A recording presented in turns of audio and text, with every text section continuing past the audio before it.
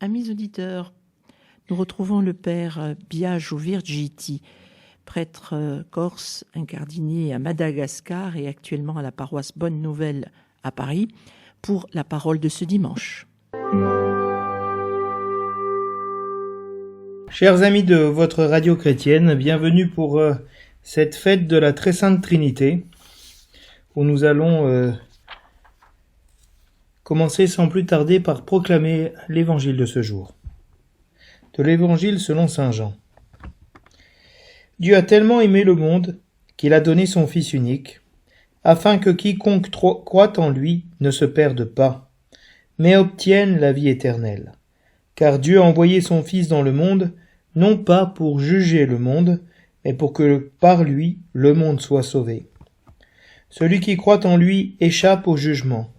Celui qui ne croit pas est déjà jugé, du fait qu'il n'a pas cru au nom du Fils unique de Dieu.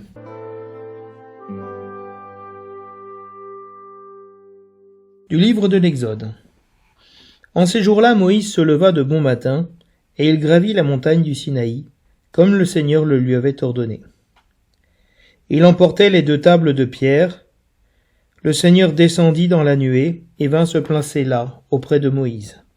Il proclama son nom, qui est le Seigneur. Il passa devant Moïse et proclama : le Seigneur, Dieu tendre et miséricordieux, lent à la colère, plein d'amour et de vérité. Aussitôt Moïse s'inclina jusqu'à terre et se prosterna. Il dit : s'il est vrai, mon Seigneur, que j'ai trouvé grâce à tes yeux, daigne marcher au milieu de nous. Oui, c'est un peuple à la nuque raide, mais tu pardonneras nos fautes et nos péchés, et tu feras de nous ton héritage. Le refrain du cantique de Daniel nous dit : à toi louange et gloire éternellement. Béni sois-tu, Seigneur, Dieu de nos pères, à toi louange et gloire éternellement. Béni soit le nom très saint de ta gloire, à toi louange et gloire éternellement. Béni sois-tu dans ton saint temple de gloire, à toi louange et gloire éternellement. Béni sois-tu sur le trône de ton règne, à toi louange et gloire éternellement. Béni sois-tu, toi qui sondes les abîmes, à toi louange et gloire éternellement. Toi qui sièges au-dessus des kéroubim, à toi louange et gloire éternellement. Béni sois-tu au firmament dans le ciel, à toi louange et gloire éternellement. Lecture de la 2e lettre de saint Paul apôtre aux Corinthiens. Frères, soyez dans la joie, cherchez la perfection, encouragez-vous, soyez d'accord entre vous, vivez en paix. Et le Dieu d'amour et de paix sera avec vous. Saluez-vous les uns les autres par un baiser de paix. Tous les fidèles vous saluent.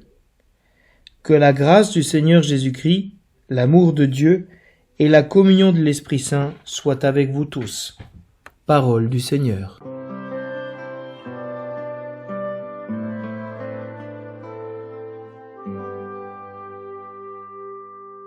Le thème de ce dimanche porte le nom de la solennité que nous célébrons, la fête de la Très Sainte Trinité. Nous ne célébrons pas aujourd'hui un événement de l'histoire du salut, mais un mystère, celui de la Sainte Trinité. De ce mystère découle toute l'histoire du salut, toute l'économie du salut, tout le dessein de salut voulu par Dieu le Père, qui a envoyé son Fils nous sauver, pour nous donner le fruit de sa vie divine, la communion de l'Esprit Saint. Ce mystère nous a été révélé par Dieu lui-même, par amour, pour nous conduire à la vie éternelle, à sa vie même d'amour. Mais avant de développer les aspects de ce mystère présent dans les lectures, faisons un bref aperçu historique sur l'origine de cette fête. La fête de la Pentecôte avait autrefois son octave. Or celle-ci disparut progressivement. C'est pourquoi la solennité de la Très Sainte Trinité fut fixée au jour de l'octave de la Pentecôte par le concile d'Arles en 1260. Mais c'est à partir du 8e siècle que s'est développée une dévotion privée dans les monastères, puis publique, de la Sainte Trinité. Le pape Alexandre II, après l'an 1000, au début de l'an 1000, ne la rend pas obligatoire pour l'Église universelle. Pourquoi ? Parce que chaque jour, l'adorable Trinité est invoquée, sans cesse, par la répétition des paroles qui concluent tous nos psaumes. Gloire au Père, et au Fils, et au Saint-Esprit. Et comme à partir de l'an 1000, les fêtes des saints sont universellement célébrées, non plus seulement dans les lieux où ils sont patrons d'un territoire, ils vont finir par prendre cette fête des saints le pas sur le dimanche, où l'on célèbre chaque dimanche, si vous voulez, la Trinité. Alors il est paru nécessaire de fixer une fête de la Trinité qui fut universelle et inamovible partout, célébrée partout et en tout lieu. Selon le grand liturgiste Don Guéranger, qui a été un peu, si vous voulez, à l'origine de la réforme liturgique, quand il a refondé le monastère de Saint-Pierre de Solesmes, l'Église célèbre dans une fête, un événement qui s'est accompli dans l'histoire des hommes. Or, la Trinité précède le temps et l'événement de la création. Donc ici, nous sommes non plus face à une fête qui célèbre un événement qui s'est passé dans le temps, dans l'histoire des hommes, mais face à un événement qui précède le temps, qui précède la création, qui précède la chute et qui précède la rédemption. Donc si toute la liturgie est une ode à la Trinité, un louange à la Trinité, la nécessité de cette fête ne s'imposait pas. Mais néanmoins, elle permet, aujourd'hui, d'instruire et de célébrer ce mystère fondamental pour notre foi, le mystère de la Sainte Trinité. Toute la liturgie loue la Sainte Trinité. La célébration commence au nom du Père et du Fils et du Saint-Esprit. La grâce de notre Seigneur Jésus-Christ, l'amour de Dieu le Père et la communion de l'Esprit Saint soient toujours avec vous. La prière eucharistique, qui est le sommet de l'action liturgique de chaque dimanche, culmine dans cette doxologie, dans cette louange, par lui, le Christ, avec lui et en lui, à toi Dieu le Père Tout-Puissant, dans l'unité du Saint-Esprit, tout honneur et toute gloire pour les siècles des siècles. Et la célébration se termine par la bénédiction, que Dieu Tout-Puissant vous bénisse, le Père, le Fils et l'Esprit Saint. Donc, dans nos liturgies, tout commence, se finit et se vit dans la Sainte Trinité. Notre credo, le dimanche, est un credo trinitaire. Je crois en Dieu, le Père Tout-Puissant, en Jésus-Christ, son Fils unique, notre Seigneur. Je crois en l'Esprit Saint. Et nous avons été baptisés au nom du Père, du Fils et du Saint-Esprit. Donc, nous sommes, si vous voulez, chaque chrétien est un être trinitaire. Il a ce que sainte Élisabeth de la Trinité appelait « mes trois ».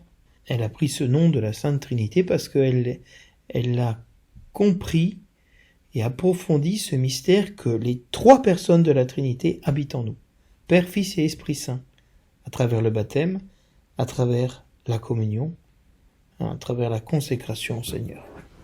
Essayons de voir maintenant comment ce thème de la Trinité est développé par l'Église dans ce dimanche de l'année. La Trinité est un mystère qui nous sauve, qui nous est révélé par la condescendance de Dieu. Les personnes de la Trinité, elles reçoivent leur nom de la relation, le Père, le Fils et l'Esprit. Chacun, ils ont tout en commun, mais chacun possède ce qui lui est propre, et aussi sa relation à l'autre, qui lui est propre. Les lectures de ce dimanche, elles illustrent à la fois les relations qui existent dans la Trinité, entre le Père, le Fils et l'Esprit Saint, mais aussi le type de relation que chacun d'eux chacune des personnes de la Trinité entreprend avec nous. Ainsi, dans l'Évangile, Dieu Père nous a aimés. Et le signe de cet amour, c'est qu'il nous a donné ce qui lui était le plus précieux, son Fils. Dieu nous a donné son Fils pour que nous croyions en lui, pour éviter que nous nous perdions et que nous obtenions par lui la vie éternelle. Le Fils nous fait passer de la mort à la vie par la foi en lui, par l'adhésion à lui, par l'amour pour lui. Ainsi, Dieu a envoyé son Fils jusqu'à nous pour que nous soyons sauvés par lui, et non pas condamnés, comme nous l'aurions mérité par notre conduite. Croire en Jésus nous fait donc échapper à la condamnation du jugement. Et plus que cela, croire en Jésus nous fait entrer dans la vie même de Dieu, dans la relation qu'il y a en Dieu. Parce que nous sommes le corps du Christ. Et nous sommes, par cette nouvelle nature d'adoption, nous rentrons dans la relation avec le Père et l'Esprit, par Jésus-Christ. Dans la deuxième lecture, Dieu prend de nouveau l'initiative de se révéler aux hommes, et il descend, se placer auprès de Moïse. Dieu se fait proche, Dieu visite Moïse sur le mont Sinaï pour lui proclamer son nom. Comme le dit le pape François, le nom de Dieu est miséricorde. Dieu est tendre envers nous, miséricordieux envers chacun de nous. Il est lent à se mettre en colère contre nous. Il est plein d'amour et de vérité dans sa relation avec nous. Dieu se révèle comme celui qui nous aime tels que nous sommes. Moïse, le mortel, peut alors adorer le Dieu immortel, car il a trouvé grâce aux yeux de Dieu. Il y a eu ce regard condescendant de Dieu. Ô bienheureuse condescendance de ton amour, comme nous chantons dans l'exultète la nuit de Pâques. Dieu a regardé Moïse avec amour. Pour cela, Dieu pourra marcher au milieu de son peuple. Dieu habitera un peuple pourtant à la nuque raide, difficile, têtu, car lui seul est capable de pardonner les fautes et les péchés, c'est-à-dire lui seul est capable d'aimer les pécheurs. Et qui plus est, Dieu est même capable de faire de nous son héritage, ses héritiers, ses fils d'adoption. Ce Dieu est celui qui règne et gouverne dans une relation merveilleuse la création, le ciel, la terre et la mer, comme nous dit le cantique, comme psaume responsorial. Dieu appartient à nos pères et nos pères lui appartiennent, dans une merveilleuse alliance. Alors nous pouvons vraiment louer le Seigneur pour sa grandeur, pour sa sainteté. Dans la seconde lecture, Paul nous exhorte à la joie et à la communion. Joie et communion sont les signes que l'amour de Dieu habite bien en nous. Ce Dieu est pour Paul un Dieu d'amour et de paix. Un Dieu qui nous aime et qui aime que nous nous aimions les uns les autres en communauté. Un Dieu qui est en paix avec nous et nous met dans la paix les uns avec les autres. Il nous met dans la paix avec Dieu et il nous met dans la paix avec nous-mêmes et avec la création. Donc il rétablit, si vous voulez, ce rapport de confiance, de paix, de foi, d'amour que le péché, la faute, avait brisé. Ainsi la grâce du salut donnée en Jésus-Christ, l'amour de Dieu pour nous et la communion de l'Esprit Saint sont en nous. Et nous vivons de la vie même de Dieu, qui est une vie de grâce, d'amour et de communion.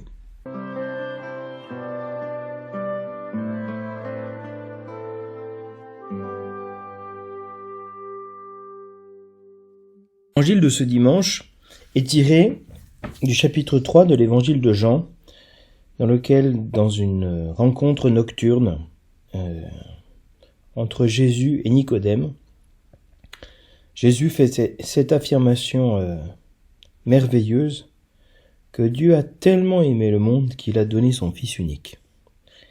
Ici, ce qui est très intéressant, c'est de voir non seulement l'amour que Dieu a pour le monde, et c'est très surprenant parce que dans l'évangile de Jean, le monde, c'est toujours la réalité négative. C'est le péché, c'est le refus de Dieu. Le monde ne m'a pas connu, ne m'a pas reconnu. Eux, ils m'ont reconnu, dit Saint Jean dans le chapitre 17, dans la prière sacerdotale de Jésus. Et ici, de manière surprenante, il nous est dit que Dieu a aimé le monde. C'est-à-dire que personne n'est exclu de cet amour que Dieu a. Il a un amour inconditionnel pour chacun. Même pour celui qui le refuse, qui se détourne de lui. Et c'est pour cela qu'il a donné son Fils unique, pour ceux qui le refusent. Donc si vous voulez, ici dans ce verset, Dieu a tellement aimé le monde qu'il a donné son Fils unique. Dieu ne peut donner son Fils unique, ce qui lui est le plus cher, mettre en péril la dignité, l'intégrité, la vie de son Fils unique, pour le monde, c'est-à-dire que le monde est plus important quelque part que son Fils unique. Que Dieu a un amour tel qu'il est capable de donner tout ce qu'il a. C'est un peu ce que dira saint Paul lorsqu'il dira « Je préférerais être anathème », c'est-à-dire vraiment être exclu du salut, pourvu que mon peuple, le peuple juif, reconnaisse Jésus-Christ. Cet abandon total de soi-même pour le bien de l'autre. Et ça, c'est l'amour de la Trinité. L'amour de l'autre jusqu'au mépris de soi. Vraiment jusqu'à l'abandon, à l'oubli de soi-même. Mais Jésus-Christ dit une autre chose. Dieu a tellement aimé le monde. Il dit pas Dieu a aimé le monde, c'est bien. Non, il dit il a tellement aimé le monde. C'est un excès d'amour, mais réfléchi, véritablement. Mais ici, quand Jean nous dit qu'il a donné son Fils unique, il ne dit pas qu'il a livré son Fils unique à la mort. Ici, ce n'est pas le verbe paradidomi, qu'il a été livré pour nous. C'est vraiment le verbe il nous a été donné, didomi. Et donc, c'est le don du Fils. Pas dans sa dimension, si vous voulez, de victime sur la croix, mais le don de sa personne, de son amour. Et ce don a été fait afin que quiconque croit en lui ne se perde pas, mais obtienne la vie éternelle. Et ce qui est très important chez Saint Jean, et qui est tout à fait nouveau, si vous voulez, c'est que chez Saint Jean, il y a une conviction que le jugement final advient déjà, maintenant, au moment où les fidèles croient ou refusent de croire dans le Fils unique. Et donc on comprend pourquoi, si on croit, on se sauve, si on ne se croit pas, on est perdu. Vraiment, c'est la perdition, ici, à Paulumie, le désespoir total. Mais celui qui croit obtient la vie éternelle, c'est-à-dire que la foi est la vie, est la porte de la vie éternelle. Et cet amour de Dieu est pour notre vie. Donc, si Dieu a donné son Fils pour que nous ayons la vie éternelle, il est évident qu'il n'a pas envoyé son Fils pour nous juger, pour nous condamner, pour nous punir. Mais évidemment qu'il nous l'a envoyé pour nous sauver.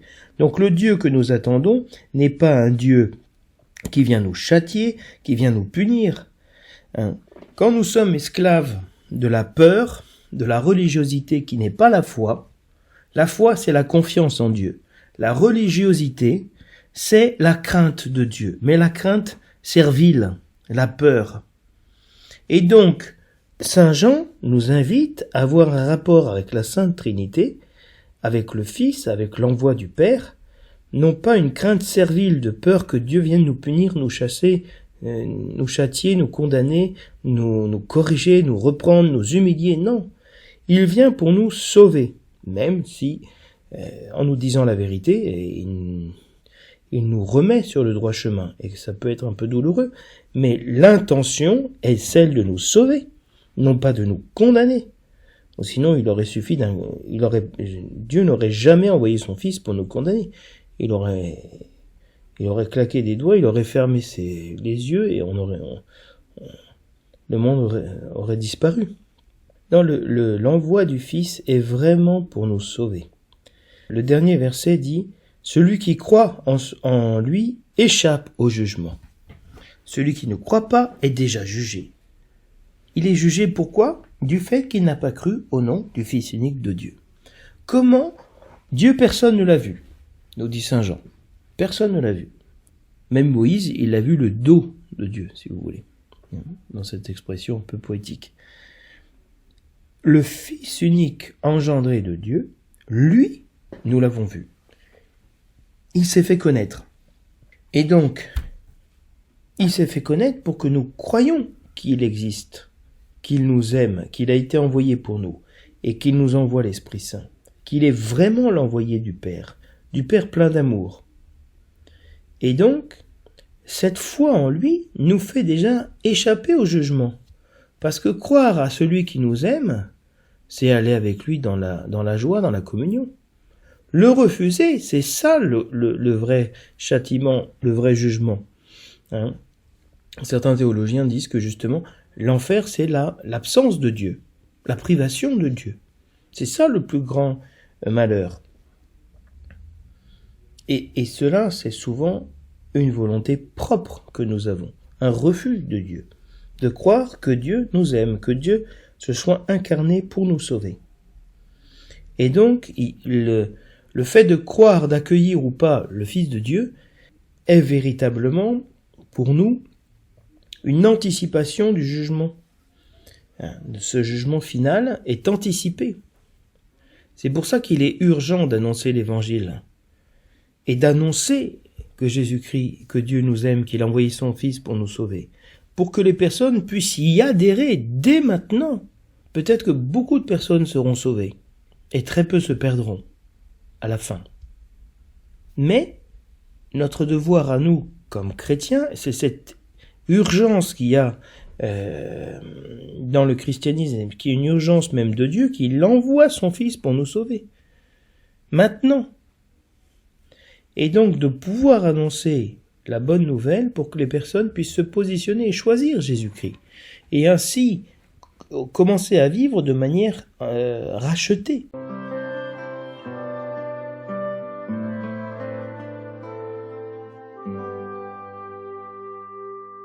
Le livre de l'Exode reprend ce passage très important pour la foi d'Israël,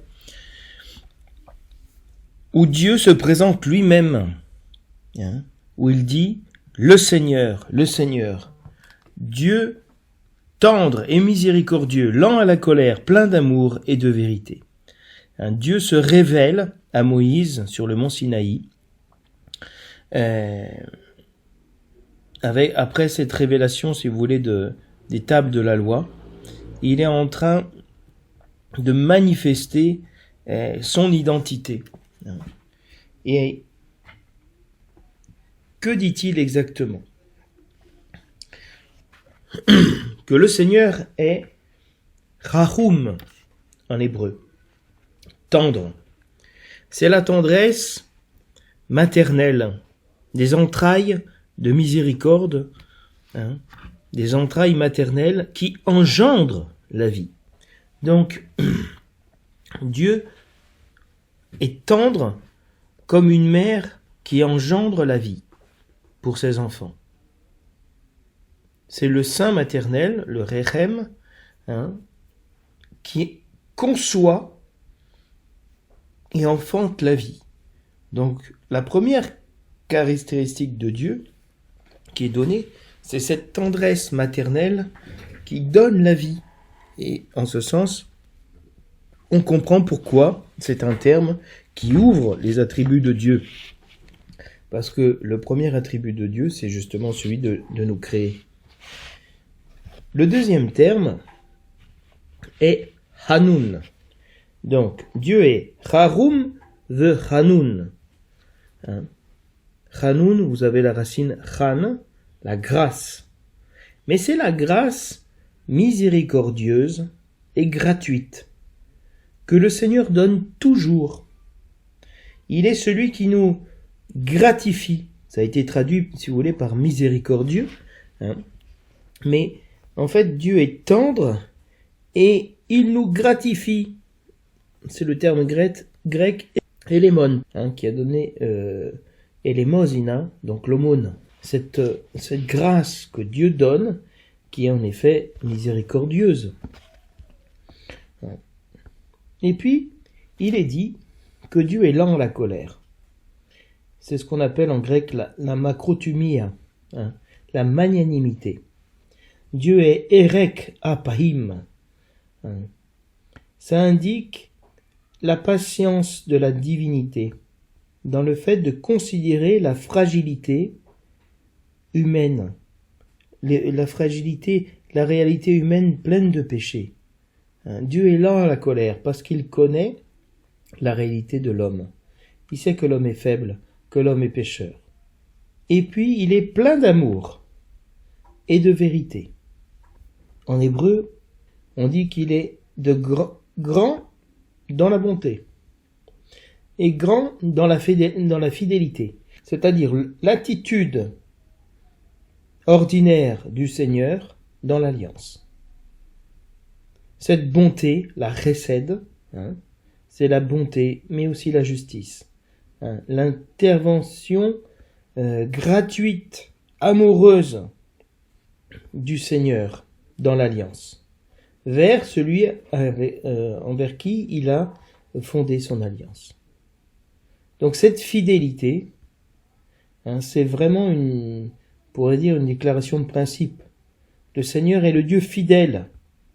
Vous voyez combien, dans la définition, le Seigneur, tendre, miséricordieux, lent à la colère, plein d'amour et de vérité. Il est celui qui donne la vie, qui engendre dans cette réalité maternelle, et il est celui qui est vrai. Il est justice et bonté, si on peut dire.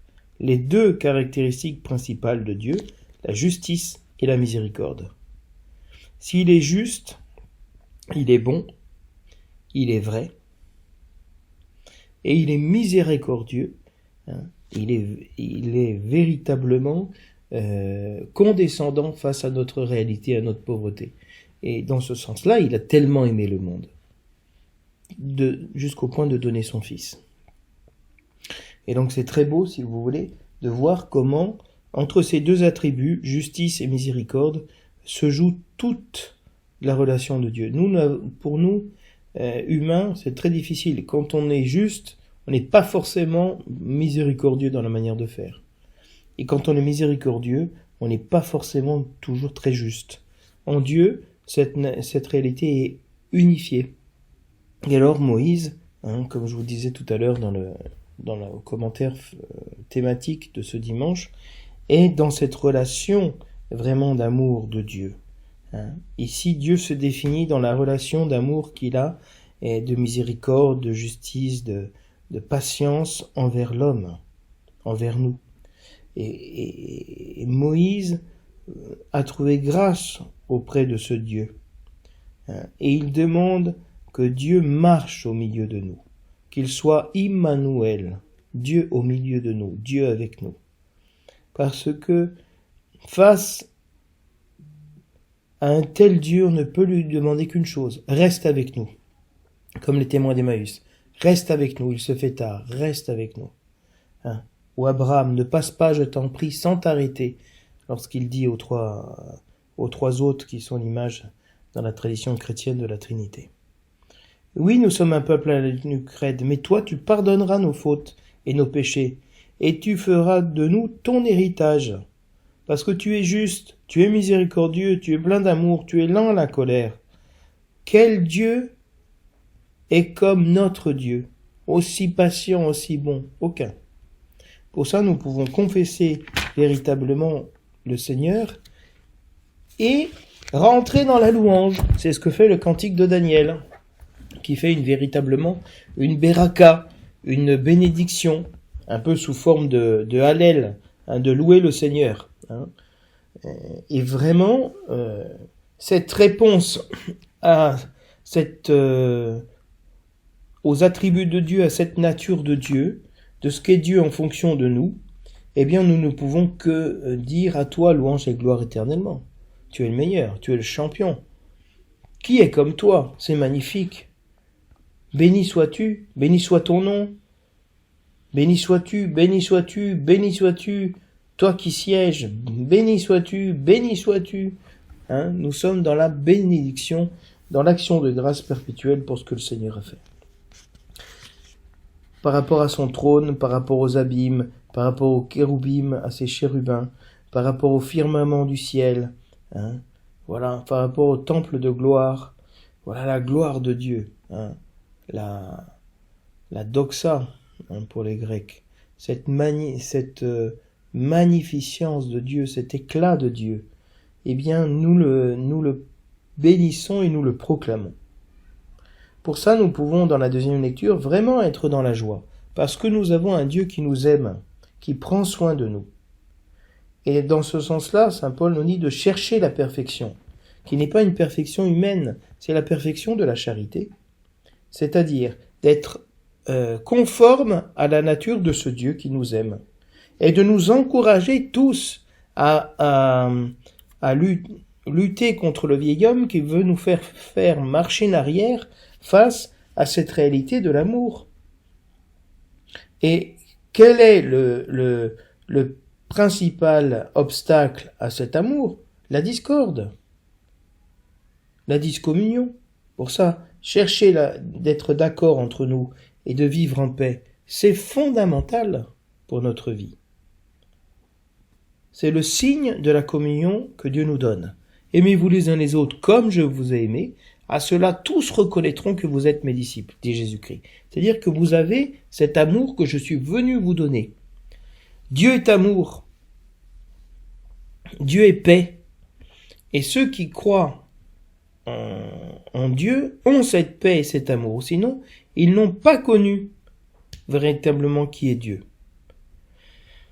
Et Paul est à la fin de l'épître aux Corinthiens et il invite les fidèles à se saluer par le baiser de la paix. Et c'est véritablement ici le geste liturgique. Vous savez que les catéchumènes dans l'Église primitive ne se donnaient pas la paix parce qu'ils étaient, à la fin de la liturgie de la parole, ils sortaient.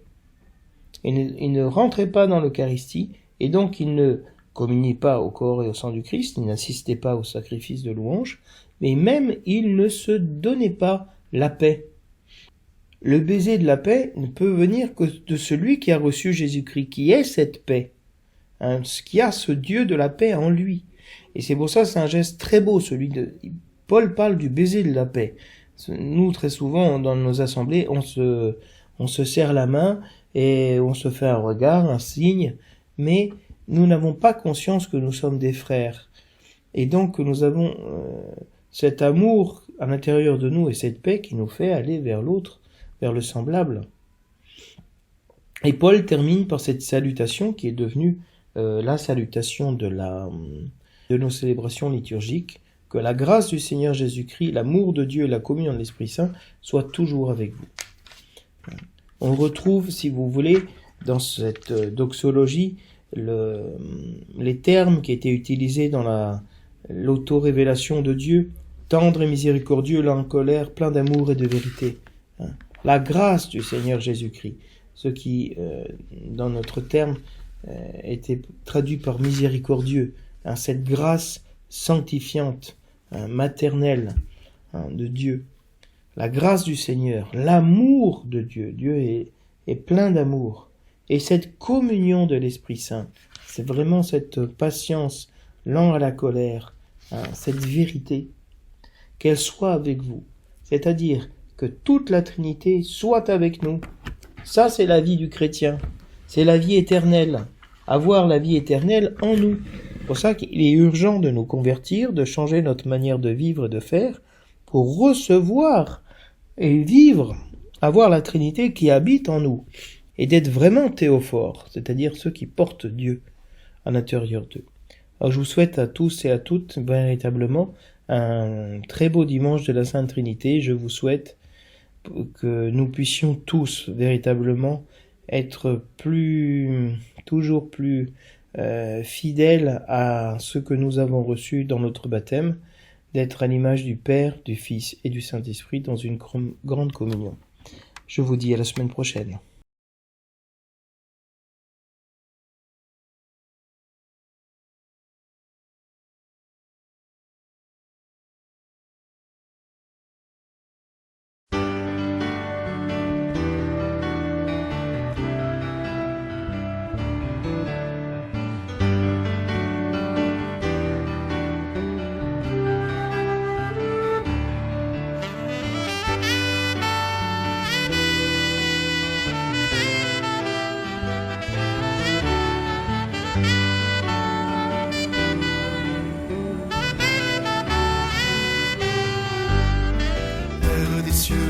Père infiniment bon, tu combles tes enfants de tes dons. Tu nous as fait et nous t'offrons nos cœurs, nous te bénissons, nous croyons en toi Seigneur. Gloire à toi, ô Dieu notre Père, gloire à toi Jésus-Christ, venu nous sauver, gloire à toi, Esprit de lumière, Trinité bienheureuse, honneur et gloire à toi. Jésus Sauveur et Fils du Dieu vivant, que s'élève vers toi notre chant. Ton cœur ouvert, nous l'avons contemplé, l'amour infini dont le Père nous a aimés. Gloire à toi, ô Dieu notre Père, gloire à toi Jésus-Christ, venu nous sauver, gloire à toi, Esprit de lumière, Trinité bienheureuse, honneur et gloire à toi.